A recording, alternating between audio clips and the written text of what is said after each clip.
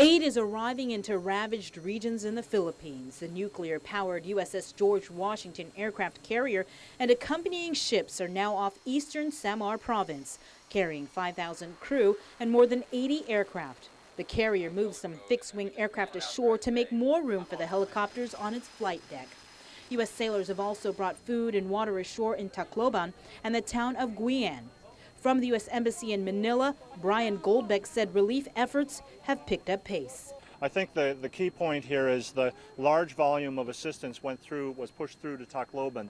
Now what's happening is the MV-22, the Ospreys, together with the helicopters from the George Washington Carrier Strike Group, together with the Philippine AFP's own helicopters, all of those assets are now moving resources from Tacloban out to multiple points. I think 16 or 18 different drop points yesterday and the same number today. So if you think of it as a hub and spoke arrangement, those are being pushed out, and then from those endpoints even more is being pushed out from there. So I think we can say that there's good distribution now happening through many areas that may have not seen distribution before. Survivors have grown increasingly desperate and angry over the pace of aid distribution, which has been hindered by paralyzed local governments, widespread looting, a lack of fuel for rescue vehicles, and debris-choked roads. Meanwhile, a Norwegian merchant Navy training vessel arrived at Tacloban with goods from the UN World Food Program, including 40 tons of rice, medical equipment, and 6,200 body bags. Although aid is starting to roll into the Philippines, much more help and donations are needed. In total, more than 2 million people were left homeless. So please pick up the phone, call now. We've got a whole team of people waiting in the newsroom to talk with you and take your pledge. The number to call again is 637-NEWS. That is 637-6397 to make a donation. With me now is Acting Governor of Guam, Mr. Ray Tenorio, and joining us also is Filipino Community of Guam President Roy Adonai. Thank you so much for joining us. You know, Lieutenant Governor, even before the storm left the Philippines, the Calvo administration was already on the line with the Filipino community of Guam, already trying to get together and plan the relief efforts that were going to be provided to the Philippines. Tell me about Operation Guam Cares. Well, the government of Guam and many of our agencies throughout our island, every village has been affected and touched by the Filipino community from post-World War II building up to this very day. We have many great people who are not just ambassadors, but consul generals, agency members, and we all are part of this community, just like the Filipinos are. And so we thought it was important, especially in this kind of devastation, when we've experienced the same kind of thing here on Guam, to be able to help our fellow man, no matter where they're at. But since they're so close, it just makes sense. Roy Adonai is a great president of the Filipino community. We've had many who have stepped up, and I think our community is here to try to help, lend a helping hand. And whether you're a government employee or anyone else, the people that we went to the other day in the streets, in the intersection on Friday, just gave. We had big donors out there on the road, and this really is an indication of the hospitality and I think the generosity of the people of Guam. And really, it was a really good outpouring of support. How much was raised from the boot drive? I think we collected, in the tens of thousands of dollars on that one day, and then we've got money coming in from the government agencies even up to now. So I think all told, we're going to be in excess of $30,000 from the government effort alone just in about a week.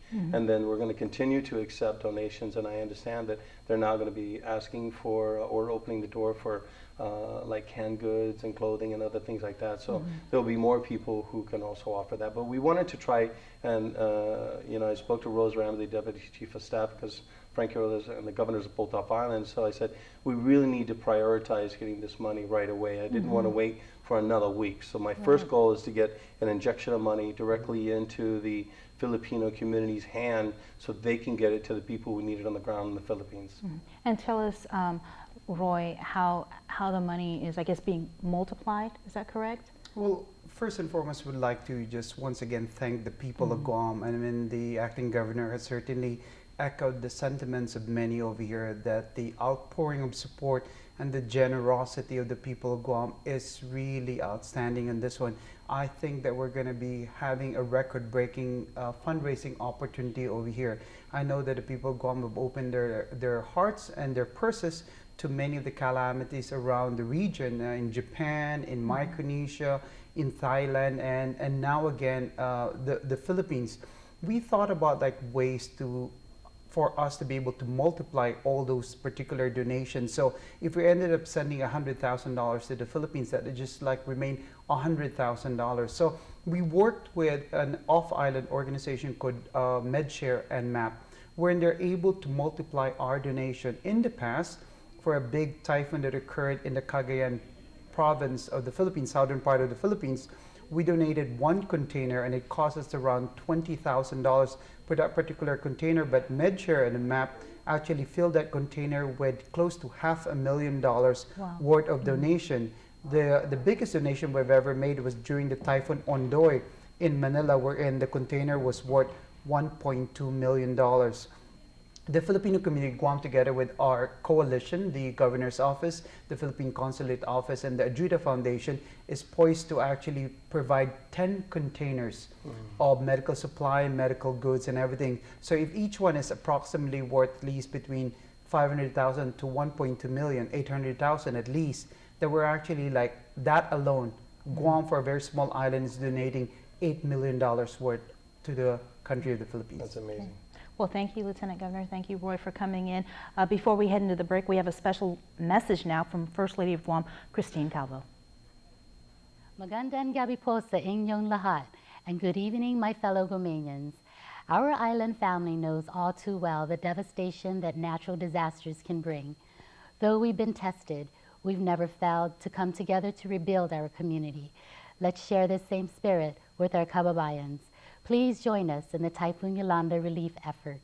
Your generosity can help us turn despair into inspiration and tragedy into hope.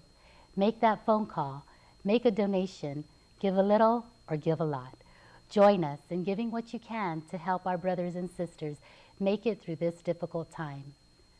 Let's show the people of the Philippines that their Guamanian family is here. We stand strong and we stand together, with heartfelt prayers, unending support, and all the love that keeps our families going strong.